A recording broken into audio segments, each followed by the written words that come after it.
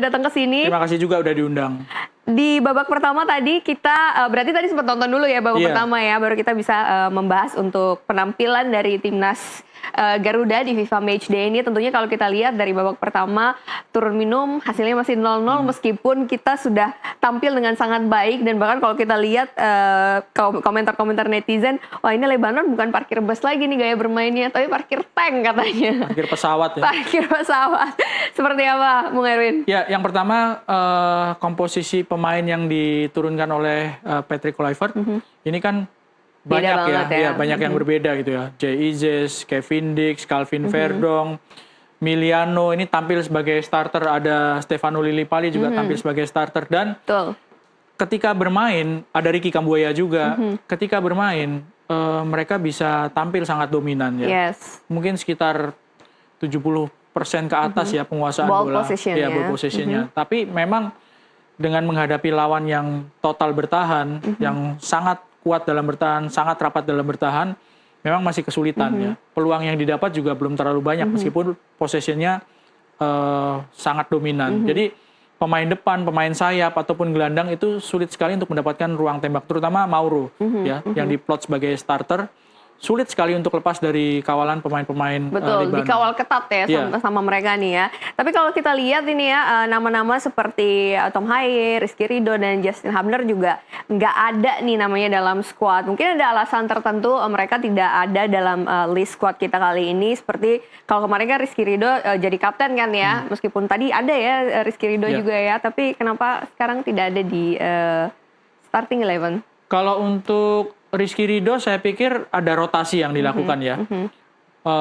Dia selama ini menjadi starter, meskipun sekarang tidak menjadi starter, tapi pelatih Patrick Kluivert kan sepertinya sudah pakemnya kalau J.I.J. main, Rizky Ridho yang menjadi pasangannya, salah satu pasangannya. Nih kita lihat line up pemainnya dengan skema 4-4-2 ya. Ya, ada 4-4-2, J.I.J. di tengahnya sebetulnya sama Kevin Dix ya. Calvin Verdongnya di sebelah kiri, di depannya ada Dean James tadi. Sementara Lillipali agak ke depan, agak ke tengah. Sementara Joe Pelupesi, Ricky Kambuaya itu yang menjadi gelandang tengah. Di depan ada Mauro sama Miliano. Miliano juga dimainkan sebagai starter ya. Di pertandingan sebelumnya kan lawan Taiwan tidak main sebagai starter. Kalau tadi sempat Bung Erwin menyebut Mauro Zylstra ini dikawal ketat begitu ya. Tapi so far seperti apa performanya? Jadi gini, Mauro Zylstra itu kan umurnya masih 20 tahun ya. Ketika berhadapan dengan pemain-pemain senior ya, meskipun pemain seniornya levelnya Lebanon dan mereka bermain bertahan. Saya melihat ada kesulitan dari Mauro. Pertama, pergerakan Mauro ini belum terlalu diketahui maunya seperti apa oleh rekan-rekannya, karena dia baru bergabung ya. Belum terlalu tahu umpannya seperti apa yang disukai, ya, positionnya seperti apa yang disukai oleh Mauro dari teman-temannya yang memberikan umpan. Yang kedua, dengan usia yang 20 tahun ini, saya pikir ada tantangan yang besar yang harus dihadapi oleh Mauro ketika berhadapan dengan pemain-pemain yang lebih senior.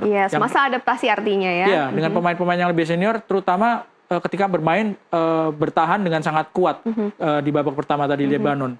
Artinya secara pengalaman, pemain-pemain Lebanon ini saya pikir lebih banyak pengalamannya dibandingkan dengan Mauro. Sehingga ada kesulitan dia ya di babak pertama tadi. Betul, untuk beradaptasi dengan tim sendiri itu aja juga sudah cukup tantangan tidak begitu mudah, ya. Tidak mudah begitu bagi Mauro, tapi bagaimana juga kita melihat bahwa Jonathan juga kan ya tampil juga, Miliano Jonathan tampil juga. Kalau Miliano Jonathan seperti apa? Sejak dari pertandingan lawan Taiwan ketika dia tampil di babak kedua, itu kelihatan bahwa prospeknya sangat-sangat positif ya.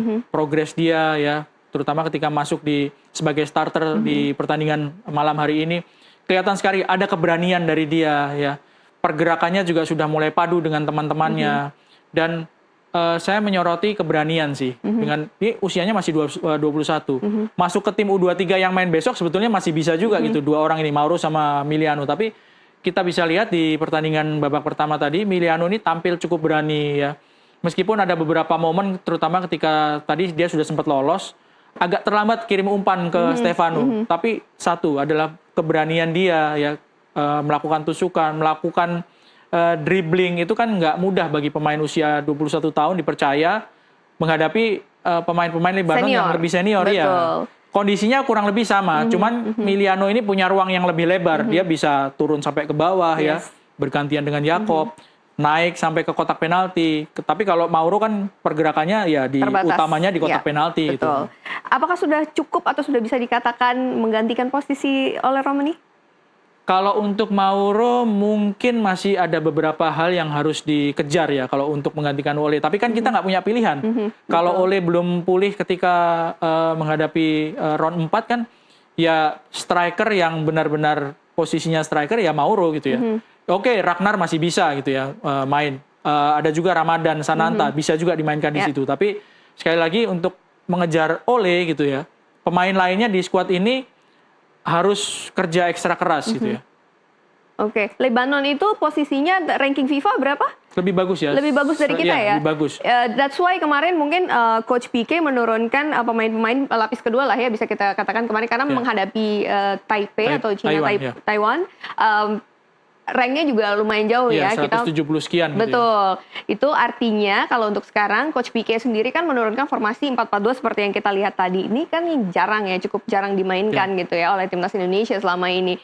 Apakah ini bisa dikatakan sebenarnya tim kita dengan asuhan Coach PK ini sudah terbiasa dengan bermain 3 back? 3-4-3 biasanya ya. Ini sekarang tadi di babak pertama 4-4-2. 4-4-2. Saya pikir ada upaya dari Coach Patrick untuk mencari formasi alternatif ya. Terutama ketika pemain-pemain yang semakin banyak pilihan sekarang ya dengan adanya Mauro, dengan adanya Miliano. Formasi alternatif yang mungkin bisa dipakai ya di pertandingan-pertandingan lawan Arab Saudi ataupun lawan Irak gitu. Jadi nggak terpaku di 3-4-3 aja gitu. Oke, cukup ideal untuk dimainkan saat ini, mengingat ini juga kan sebenarnya bisa dikatakan laga uji coba yang memang untuk mencoba-coba ini ya. Tapi apakah ideal nih dimainkan saat ini nih? Kalau dilihat dari babak pertama tadi cukup ideal ya. Ketika bertahan, ketika mempertahankan posisi gitu ya. Ketika mempertahankan penguasaan bola. Tapi kan PR-nya dengan penguasaan bola seperti di babak pertama tadi, PR-nya adalah bagaimana mencetak gol gitu. Oke, finishingnya. Ini oke, kita akan lanjutkan nanti. Masih ada pertanyaan-pertanyaan seru lainnya tentunya untuk Bung Erwin. Kita akan kembali di NTV Sport. Jangan kemana-mana.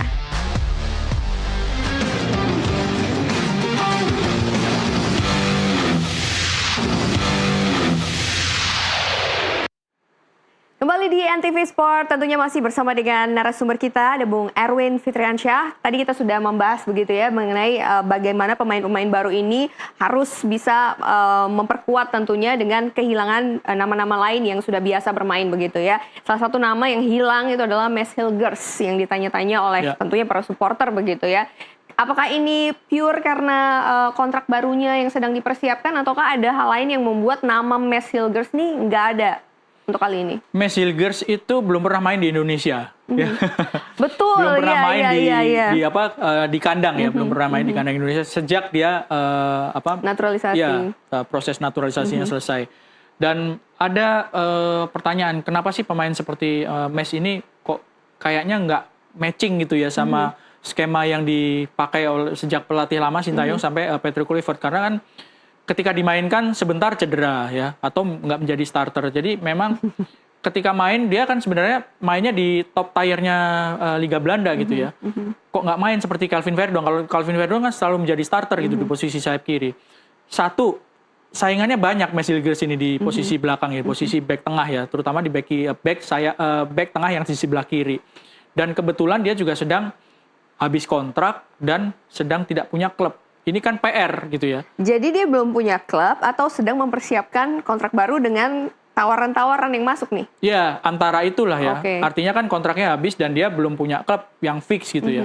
Sementara kompetisi kan sudah mulai berjalan gitu. Jadi memang konsentrasi yang harus terpecah ini yang membuat Mads Hilgers juga tidak bisa bergabung dan diberikan kesempatan kan untuk tidak bergabung dulu gitu untuk di masa uji coba ini. Iya. Oke, kita lanjut nama lain yang tentunya menjadi perhatian kita adalah Tom Haye nih ya, nggak tampil di lini tengah timnas Indonesia. Apakah karena memang kebutuhan formasi seperti tadi sudah ada nama-nama lain atau memang sudah mulai terpinggirkan atau tergeserkan?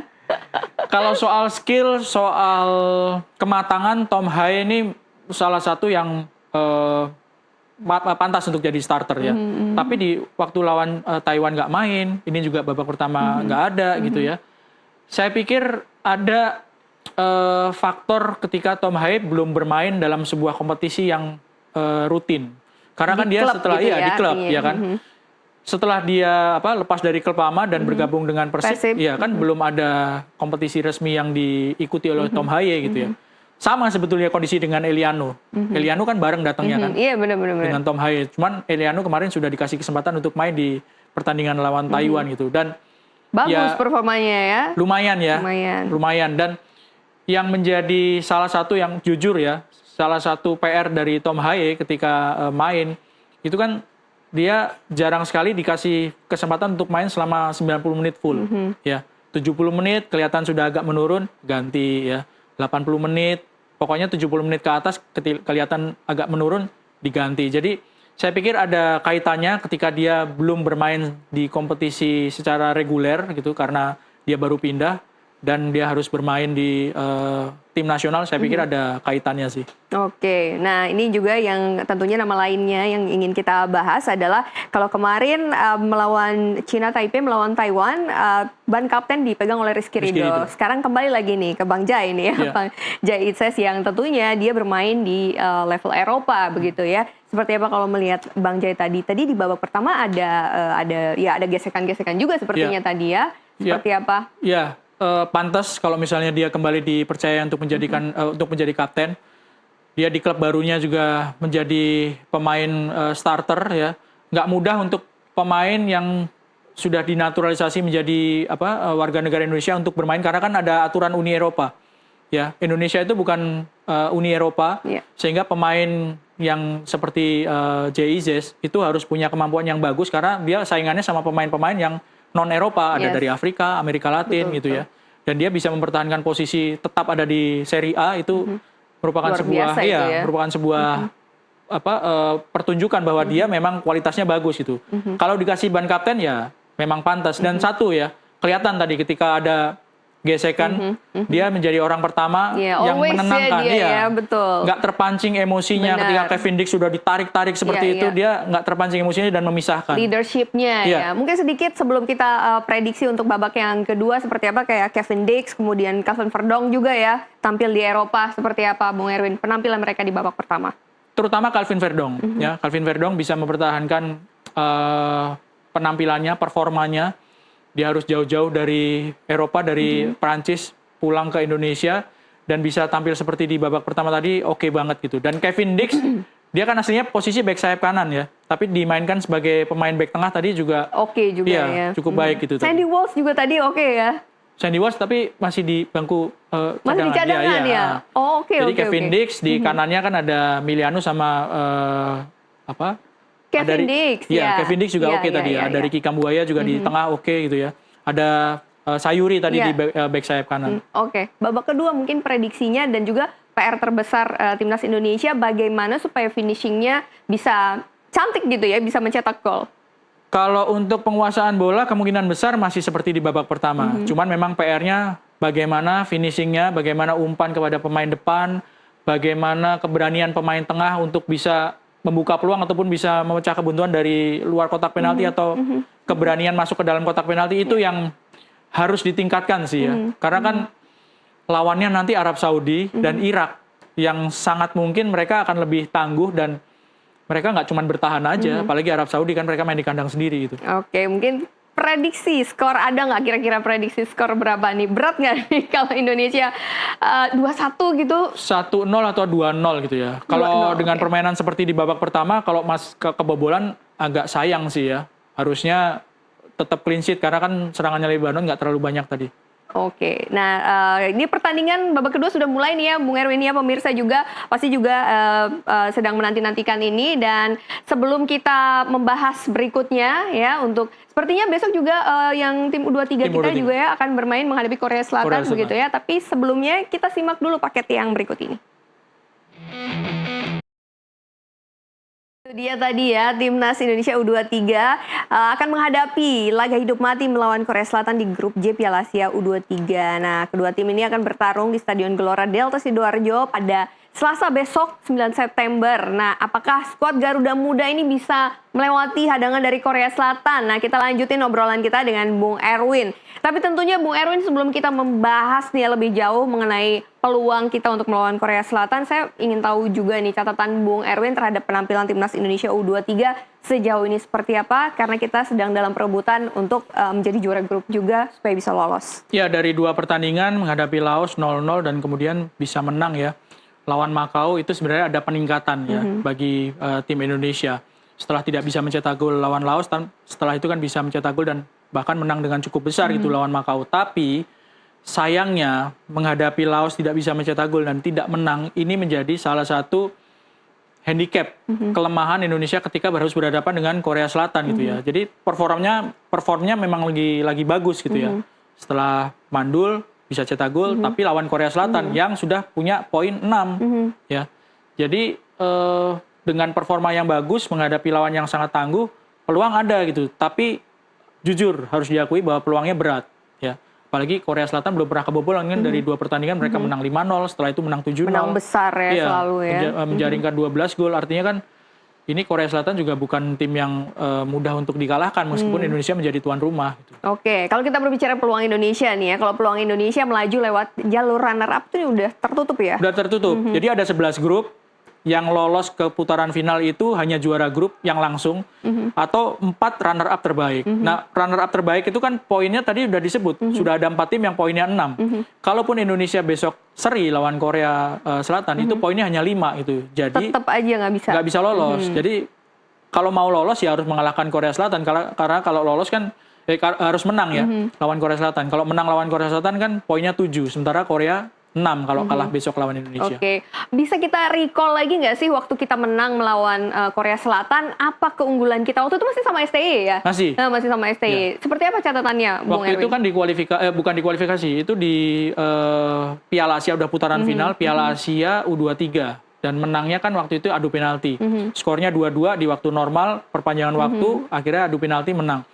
Yang kelihatan adalah bagaimana pemain-pemain Indonesia itu bisa memanfaatkan peluang yang tidak banyak. Menghadapi tim seperti Korea Selatan tuh susah untuk mendapatkan peluang yang banyak gitu ya. Itu yang pertama. Terus yang kedua, bagaimana mereka nggak kalah duluan ketika menghadapi tim seperti Korea Selatan. Artinya secara mental ya. Secara mental nggak kalah duluan ya. Bersemangat dalam 2 kali 45 menit. Terus perpanjangan waktu itu tetap menjaga semangat dan menjaga mental supaya nggak kalah mental dari pemain-pemain Korea Selatan. Itu sih yang kelihatan agak berbeda gitu ya dengan tim yang seperti sekarang. Dan ketajaman tentu. Waktu itu kan lawan Yordania aja bisa menang 4-1 Indonesia. Betul. Bisa masuk ke babak semifinal gitu ya. Oke, kalau kita lihat kan sebagian pemain juga yang ada di skuad itu saat menang itu juga masih ada nih saat ini kan ya. Dan memang ada pemain-pemain baru lagi begitu ya. Ini artinya seperti apa nih kalau tadi udah dibilang peluang kita mungkin harus menjaga mental dan lain sebagainya. Seperti apa melihat penampilan atau skuad yang akan diturunkan besok? Kan ada Rafael juga yang tadinya bermain di timnas senior kemudian diturunkan. Siapa yang akan menjadi pembeda nih besok nih? Waktu menang lawan Korea Selatan adu penalti dan imbang 2-2 terus adu penalti itu Rafael kan sempat cetak gol kan ya. Tadi ada di paketnya juga ada kelihatan ya.